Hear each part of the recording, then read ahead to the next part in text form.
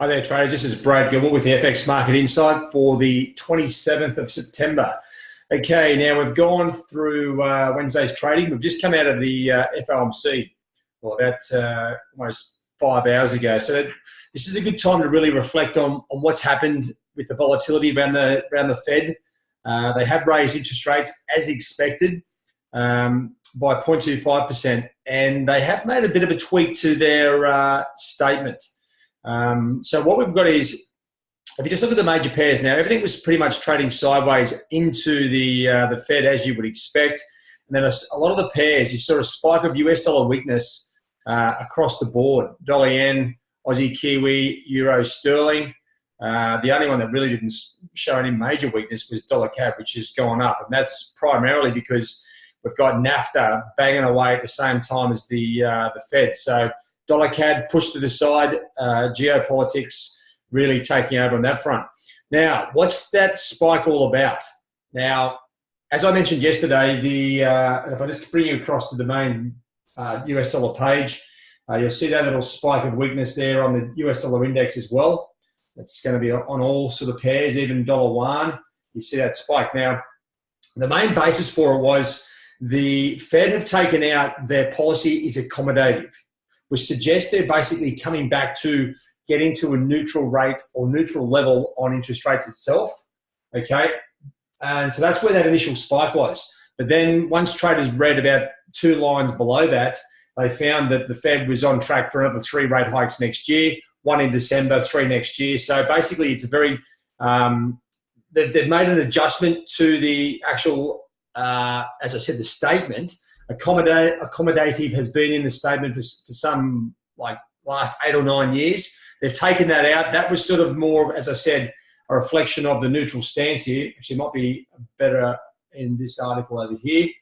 And that's where the market, here it is here. Like, so the market was remove the word accommodative, right, in their monetary policy. It means they're going to be able to accommodate policy and change it as the economy needs more of an injection, or not. They could change rates. So basically, the fact that they took out the word accommodative, right, had everyone jumping up and down thinking, well, this is actually probably gives you the answer. It means that rates are getting more towards a neutral rate stance, okay? But then basically Jerome Powell came out and said, look, yeah, we are moving towards more of an accommodative stance. We are actually in a hiking mode. So then how can we be accommodative at this stage? Because the economy is back to getting back to a much more of a normal state. I have outlined that the Fed sees the economy growing at faster than expected, 3.1% this year, and continuing to expand moderately for at least 3 more years, okay? So basically, yeah, they've taken out the word accommodative. The currency markets went a little bit berserk on it, okay? You saw that spike high, and if I just come back, I just want to just highlight on the charts there. I mean, this is what happens around volatile statements. Okay, you see all these little spikes. I mean, it was so short term, and it may actually, you know what, a lot of these moves may have been algo instructed. You know, basically a lot of the algos, if there are words taken out of the statement, they can lead to a buying or selling of dollars. In this situation, it looks like to me like it was an algo that you take out accommodative, means rates have moved almost at neutral, okay, and that's where that sort of spike happens. But then once again, you read down the paragraph on the Fed statement. We're moving to more of an increase in growth, increase in rates over the next year as well, and that's where the dollar really came straight back. All right, so that's where we are. So to me, it was pretty much forecast. I mean, this isn't rocket science. We know that the interest rate was fully factored into the market. Okay, up here, I mean, it was 113 respondents who actually suggested they would be raising rates. The Fed said they were raising rates. Everyone knew they were raising rates. It came down to the statement. They've removed accommodative. They've gone into almost the next plan, right? This is like a 18-month or 8 to 10, 12-month plan already completed. They are already looking towards a December rate hike and 3 potential rate hikes for 2019. So that's an adjustment. And to me, that's a hawkish tone from the Fed, right? But that isn't enough. If I just come back, I just want to show you one of the key things that happens around when the Fed meets and makes decisions. It has ramifications for all the major currency pairs. If you have a look at the Fed now, right, to me, the analysis of the US dollar or the US dollar index, we've still got a bit of a bearish technical outlook, but the central bank has gone into a hawkish mode. Inflation is still above 2%. Now, previously, they'd said they would wait for inflation to give it more room to move before they would raise rates. But already that has slightly changed with the removal of that word accommodative. They're now moving into the next phase of the plan, which is 2019, and 3 more rate hikes there. So that's another sort of hawkish tone. If I just come down, what we've still got is a situation where, if you're looking at the US dollar, the daily and weekly charts are still have broken down. The hourly charts are trading sideways. So to me, the sentiment is still, as far as a technical perspective, down. Now, if I just show you my technicals, where I'm sort of getting that from. Okay, you're looking at the overall perspective here. This is where I sort of look at my currency pairs and the US dollar index in 3 different time zones. So on the hourly perspective, okay, yeah, it's just been drifting lower. It hasn't been really going too far, but it has been starting to trade sideways. On the daily charts, I mean, it's almost sideways, but you can see from the high in August, it is sort of been tracking sort of to the downside. If it gets above 94.60, well, then that's going to change the perspective, and it will go into more of a sideways, potentially upward movement there.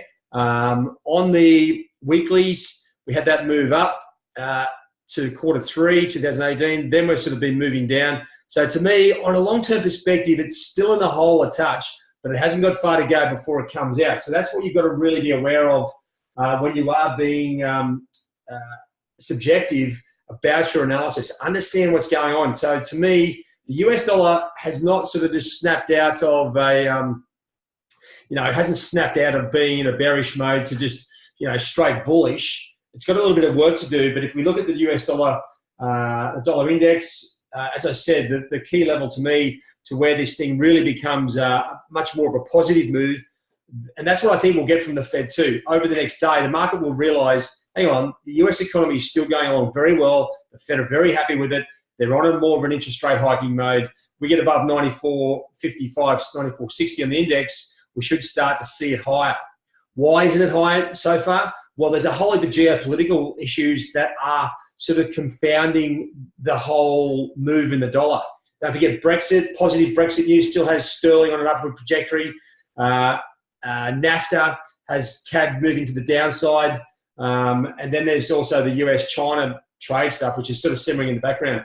Now, the dollar one has slowly starting to climb high here, back up through sort of 687.5.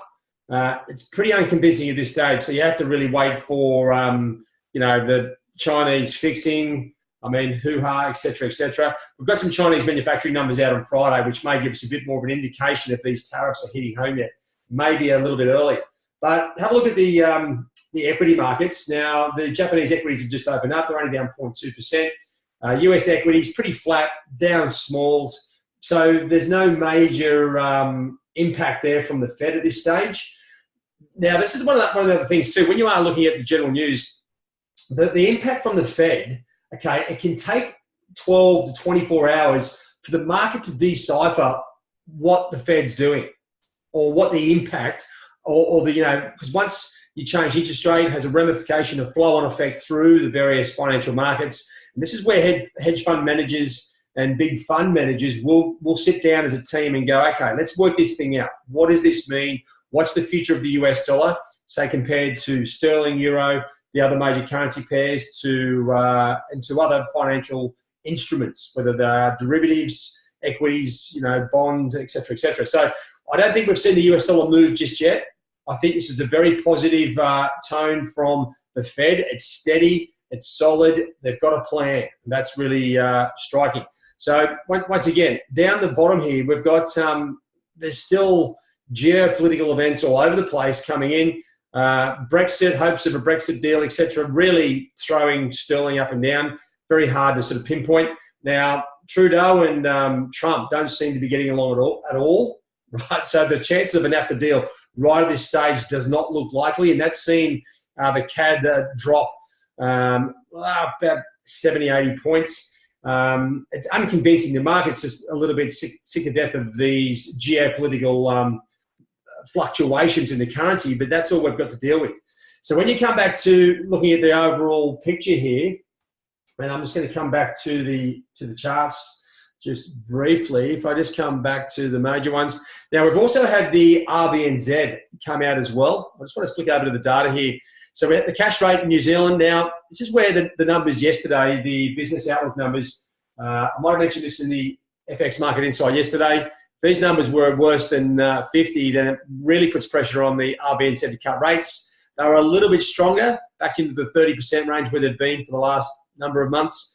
That really diffused the RBNZ. They left rates on hold and also went back into more of a neutral stance, right? As I was just saying there before, when you do have the Fed, okay, let me just bring over the whole MyFX Trading Hub page. I just want to give you a bit more insight into where all the analysis comes from. Now, just before I do that, just as a trading conditions, geopolitics are still overshadowing almost too many pairs. Like, as I said, NAFTA with CAD, US-China trade issues, that impacts the Aussie and Kiwi as well. Then you've also got Brexit, which is another major one. There's a number of smaller ones, to do with oil and OPEC and Russia, Iran.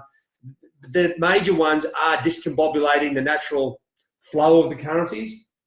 Okay, and if I just come down here, looking at the daily analysis snapshot, you'll see a number of these pairs have changed. Now, the Fed, as I just showed you there before, we've got a hawkish sentiment from the central bank as far as I'm concerned. That'll stay in the market for probably a couple of weeks at least, that fresh sentiment, but still a little bit bearish on the technicals. Dollar yen has pretty much grinded to a halt once again, whether that's the US dollar move coinciding with US-China trade issues. Now, technically, dollar CAD back to sideways. We've got a hawkish central bank. We've got weak data. Weak data. So that's sort of really conflicting there as well. Even dollar Swiss is stalled into snap back into the range. Now, one interesting one here, like sterling, I'll just show you this one in a second. It is bullish. Now, inflation is still going through the roof. We've got still the technicals pointing to a topside move in sterling. That's where that is. But this is one of the rare ones you get where, I was going to say, it's almost like bearish Aussie and almost bullish Kiwi. We've got a situation where the central bank has gone into a neutral phase there in the Kiwi. The Kiwi is up on the dailies. It's still down on the weeklies. So we've got mixed technicals and a neutral central bank, putting that into a bearish mode, whilst the Aussie is still down on the weeklies and the daily and the weekly charts. I'll just have a quick run through here of the majors as I see them on the summary of the daily analysis. Now, sideways, the ECB. Now, to me, it's still going up on the daily charts, but the central bank, now we had Super Mario a few days ago talk about, everything was going great. This is a bit of a speech. It wasn't a major central bank release, but that sentiment, that positive hawkish sentiment that came from Draghi's speech, that's already been factored in now and dissipated. So I'm not sort of hanging on to a strong hawkish tone from the ECB. And with the outlook, majority of technicals going sideways, I've now got Euro sort of just banging away sideways. Now, sideways means it could go up or down, right? Don't sort of think it's just going to go sideways. It means there's no clear direction as far as I can tell at this stage. Whereas sterling, now one thing that isn't on this page is the geopolitical situation, but the central bank, with current inflation around 2.7%, they've got to be looking to raise rates. And technically, on the once again on the daily and weekly charts, it is still going up, even though the hourlies have started to grind sideways. I've already sort of mentioned there the Aussie still down on the daily and weeklies. The Kiwi, once again now, we've got a very mixed technical picture. It's still broken up on the dailies, but on the longer term picture, it's still going down. And the hourlies undecided, they're trading sideways. That's why I've got the Kiwi there now, sentiment sideways. You look at the Fed, hawkish central bank, that's fresh as a daisy, right? That was 5 hours ago. The economic data has been pretty pretty spot on, a little bit strong, a little bit weak, not too much. But the technical perspective, and as I said, this perspective on the dollar, the daily and weeklies, the dailies aren't far from going to neutral or to an upward bias. So that could flick things around. And this sentiment on the dollar has been driven by geopolitical events. And that's where these things can change very quickly. So the sentiment to me, overriding, is always the fundamentals. And with the US dollar, it's no different. The Fed are suggesting more rate hikes. So the dollar should be going up. It's not just at the moment, but I think that's one thing we can start to plan for. Dollar yen, moving lower on the hourlies. The daily charts, to me, it's still broken higher on the dailies, but down on the hourlies and sideways on the weekly charts. That's why I have got it sideways. Here's that mixed sentiment, economic data-wise, central bank sentiment on dollar CAD has it moving sideways, and dollar Swiss on the weekly charts are still moving down, but daily and hourly charts are not really lining up with it at this point. So that's what we have. We have a very mixed sort of bag here, and this is primarily because we've got some sort of geopolitical events, obviously Brexit for sterling, NAFTA for CAD, and then if you really want to include these two puppies here, Aussie and Kiwi with the US-China situation, that's obviously impacting the US dollar as well, and then slide on effect into dollar yen, where we had a bit of a rush into the safe haven like months ago. That's now dissipated. The one thing that is still trading steady Eddie is euro. I mean, we've had that little blip up with Mario saying, yeah, things are on track for a rate hike in maybe 10 years, but that's about it. And that sort of coincided with a bit of a short squeeze in euro. So that flushes out the euro shorts. It probably sets it up for, well, I was going to say move down, but definitely a move sideways. All right, so that's what we have to, that's what we've got, the picture we've got in front of us right now. So how do we attack the market or approach the market leading into this? Well, still, after the FOMC, as I said, the US dollar is still sort of trading sideways. I think it's a bit of a wait and see how the market plays out over the coming day, almost. Now, we do have US durable goods numbers coming out. That's our first release after the Fed. It's probably almost too fresh for that to have a huge impact unless there's massive variance. But what we're looking for is a flow-on effect from the Fed. Now, we had the word accommodative taken out. We see that little spike of weakness in the US dollar. They've come back and said, yeah, they're going to be raising rates. The market hasn't bought US dollars aggressively, but I tell you what, it stopped them selling straight away. And this is where the durable goods may come into play. But don't forget, now have a look on this. These guys, you think they'll be all speaking at the same event? They're not. Now, we've got three of the big hitters out there coming into play. Definitely two of the big ones, Draghi and Jerome Powell. So just keep an eye on these central bank, the heads of these central banks. Mario Draghi, Jerome Powell, and Stephen Polo. So these guys, it is going to be create a bit of potential volatility, especially Polo's, because he's dealing with the US and Canadian governments sort of at loggerheads over the whole issue around NAFTA, right? It'd be interesting to see what Powell says. He should be following up his sentiment from the meeting yesterday. And so that's going to create, when the central bank heads talk, it's very important you put down all tools and listen to what they've got to say. If they don't say anything wholly impacting, well, then you can continue to trade. But don't forget, out of the three of these, Jerome Powell is going to impact all major currency pairs, whereas Draghi will impact the euro, of course, and Polo's will impact the CAD and the CAD crosses. But the big one is Jerome Powell, right? Because it has ramifications across all currency pairs. And then once we get through Thursday's trading, we're starting to head into Friday. We're starting to get back into some core numbers. Okay, we've got some Chinese manufacturing numbers, which will be very interesting to see if they're, the trade tariffs, US trade tariffs, are impacting yet. I still think it's a little bit early. Maybe around by December, we might start to see these trade tariffs from the US impact the Chinese numbers, maybe a bit early yet. Final GDP numbers out of the UK, flash estimate CPI in Europe, and then CAD GDP. So we're getting back into some core numbers Friday.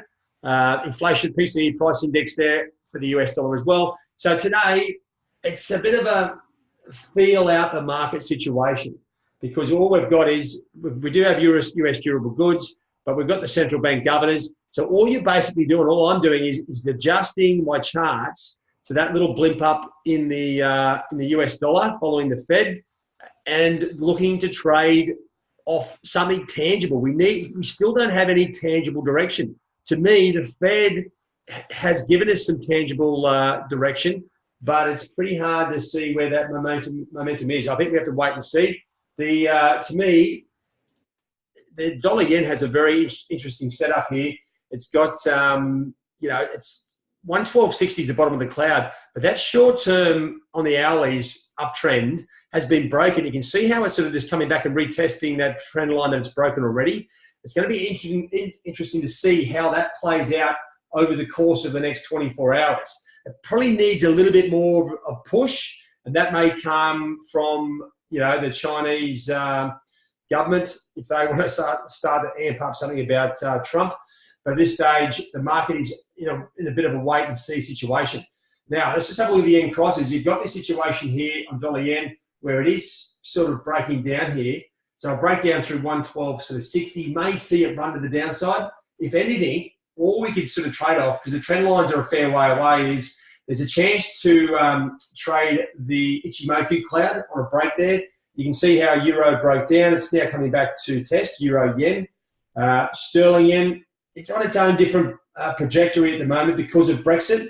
But any negative Brexit news, and if dollar yen's moving lower at the same time, then we could see a good 200-point move down in sterling yen.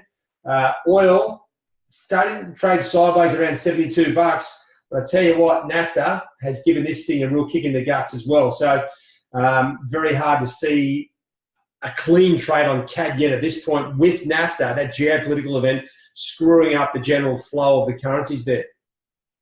All right, guys. Well, that's pretty much it from me. There's a fair bit to contemplate and think about with following the Fed. The fact is, to me, the US dollar is on trajectory for a move higher. It's going to take a little bit more than just the Fed at this point. We need some of these geopolitical events cleared up. I think the China-US trade thing is just going to continue. Trump's just going to keep his foot on the throat there. Brexit, well, we've got until March next year. And then you've got NAFTA, which is just another hissy fit from Trump, basically saying he doesn't like Trudeau now. I think was his latest comment. Trump also came out and said, criticised the Fed straight away after they raised rates, which is another idiotic thing to say. All right, well, that's it from me at the moment, guys. I think the main thing is the major currency pairs. We've got through the biggest event in the market, the Fed meeting, the FOMC. The majors are just grinding sideways. It will be, more evident, I'd say, over the next 6 to 12 hours what the real impact from the Fed is. To me, it's hawkish. I think we'll start to see a lot of these currencies drift lower. Dollar yen may be the catalyst. Euro looks like it's really run out of steam, whereas I'm sort of standing clear of sterling at this point because of Brexit and the uncertainty around the news reports, and also I'm giving a bit of a wide berth to dollar CAD with those NAFTA discussions blowing up a little bit as well. As you can see, it's put the CAD in no man's land. All right, and that's pretty much it, guys. A little bit of a tricky one, but just relax. As I said, the trading opportunities, when they will come very quickly, right? And your diligence here around not getting overly involved when the currencies aren't doing too much is very important. And I think what we'll see is over the course of the next 24 hours, we may see all the dollar pairs line up. Okay, to me, it's an up move. That's outside the geopolitical events. And that may set the tone for the Euro, Sterling, Aussie and Kiwi.